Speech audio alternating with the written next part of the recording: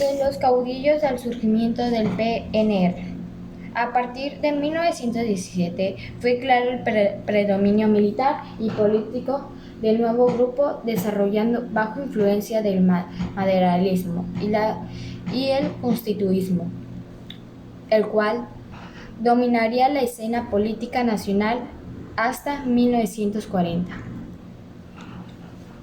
Álvaro Obregón, Francisco Moji, Herbert Hoover, entre otros, buscaron impulsar reformas sociales que consideraban esenciales para lograr la pacificación del país y el mejoramiento en las condiciones de la vida de su población.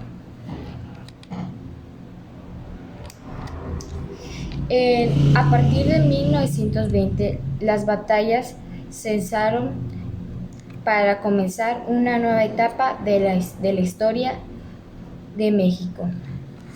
Primeros gobiernos postrevolucionarios. Después de la publicación y la entrada de la vigilia de la nueva Constitución, Venustiano Carranza fue elegido presidente, pero su gobierno enfrentó grandes problemas que afectaron la reconstrucción de un país después de 7 años de guerra. Medidas del gobierno. Venustiano Carranza se enfrentó a un país estancado política y económicamente, mientras su población estaba la aplicación de cambios inmediatos, lo cual dificultaría enormemente su gestión. Principales gobiernos de Carranza. Se adoptó para la moneda mexicana el patrón oro, asignándole peso un valor de 75 centigramos de oro. Hubo una confrontación con los inversionistas extranjeros, ya que el artículo 27 de la Constitución establecía los recursos naturales como la propiedad de la nación. Se fundó la Confederación Regional Obrera Mexicana, primera organización de trabajadores de carácter nacional. En política exterior, propuso que todos los países son iguales y se debían respetar mutuamente con sus instituciones, leyes y soberanías.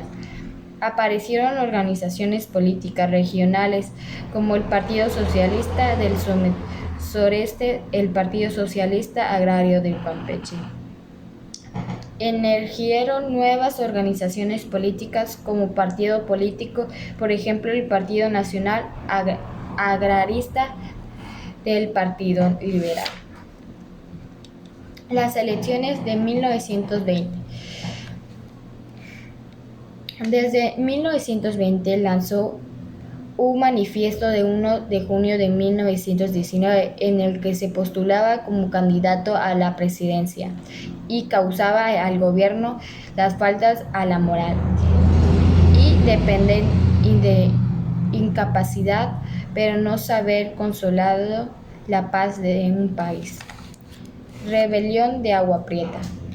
Se opuso a las intenciones de Carranza. De esta manera, Adolfo de Huerta Pulgarco, alias Calle, y Álvaro Obregón liderarían una revuelta apoyados por la mayor parte del ejército contra el gobierno central. El 23 de abril de 1920, establecía el desconocimiento a Venustiano Carranza por las causas. Haberse constituido por el jefe de un partido político, centralizar al poder, volar el voto popular por hacerlo ganar, suspender garantías individuales, atentar contra la soberanía con los estados, corromper la organización de la República. Presidencia imperial. Ante la muerte del presidente, el Congreso emitió un decreto llamado Adolfo de la Huerta a tomar posesión, y el 1 de junio de 1920 realizó la toma de presidencia.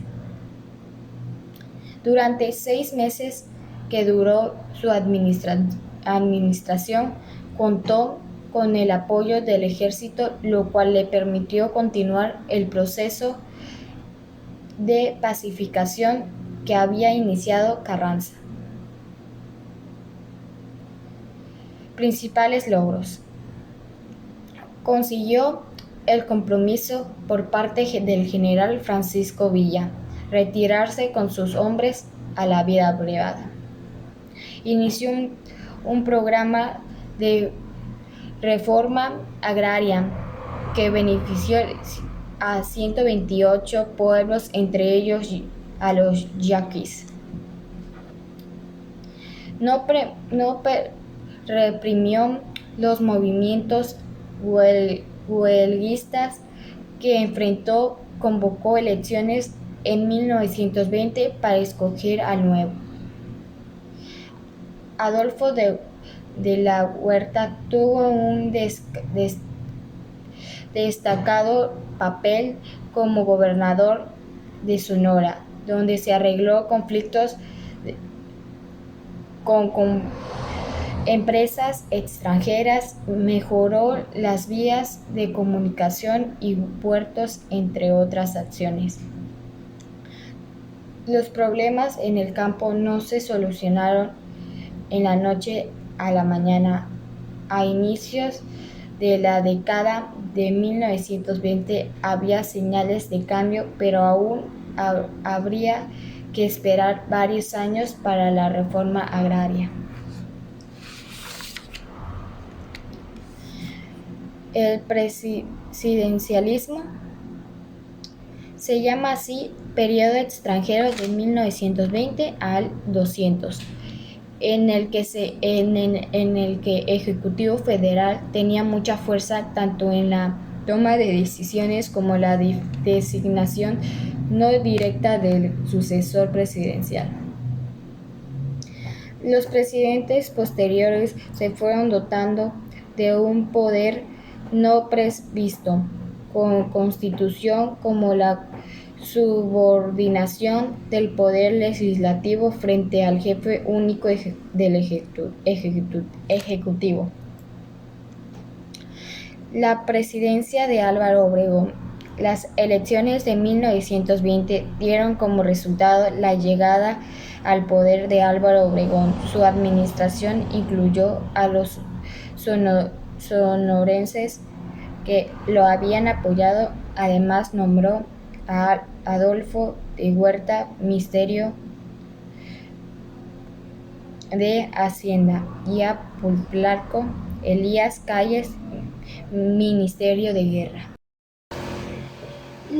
El inicio de transformación industrial. En el Plan de Veracruz se acusaba al presidente violar la soberanía de los estados mediante el fraude electoral en las elecciones legislativas en Veracruz, la destitución incondicional de los gobernadores y la Michoacán. La rebelión fue derrotada en la primavera de 1924. Varias razones explicaban lo sucedido. Primero, el asesinato de Pancho Villa el año anterior, que se creía apoyaría a la Huerta y eliminó el brazo popular del levantamiento segundo del gobierno estadounidense. Reinició y apoyó a Álvaro Obregón. Por último, consecuencias de la rebelión. Se hizo inminente que debía organizarse y reclamarse el acceso a puestos que elección. También se hizo evidentemente que debía despolitizarse el ejército, además de institucionarlo y profesionalizarlo. Por último, para asegurarse la estabilidad nacional, era necesario mantener buenas relaciones con los estadounidenses, debido a la gran cantidad de capital que tenían invertido en el país y la fortaleza que ejército que construyó con aviones y funciones durante la rebelión.